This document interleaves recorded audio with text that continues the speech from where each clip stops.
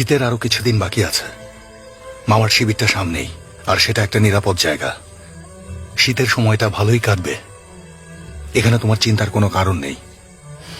ইনশাল্লাহ আমরা উপযুক্ত ভূমিই পাবো। আমি নিজের চিন্তা করছি না আর্তুগ্রল।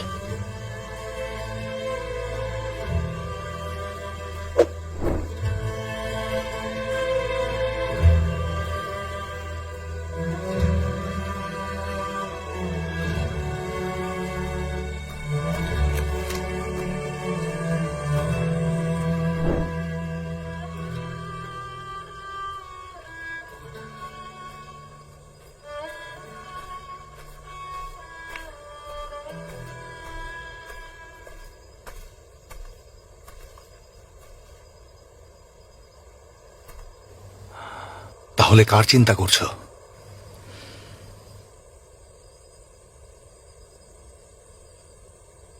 আমরা সুলাইমান শাহর কাছে প্রতিজ্ঞা করেছিলাম, ওনার যদি কোনো নাতি হয় ওদের নাম গুন্দুস, সাফচি এবং ওসমান রাখা হবে।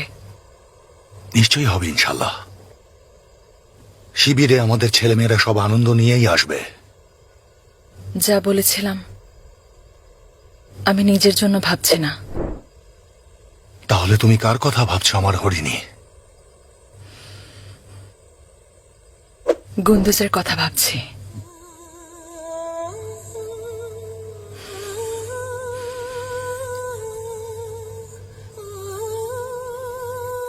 আমি মা হতে চলেছি। আমাদের সন্তান আসছে।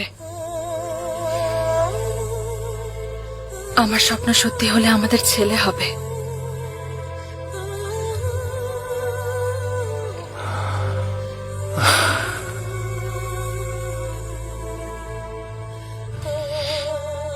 শুকরিয়া আল্লাহ! ওই নীল আসমান আর এই মাটিকে আমি সাক্ষী রাখছি, বাবা হচ্ছে আমি, বাবা।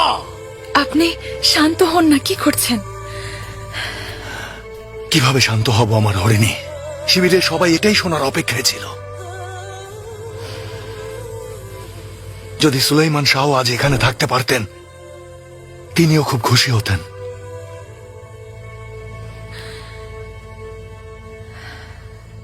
না আসন্ন শীতের আশ্রয়ে, না আমাদের পরবর্তী কোনো শিবিরে।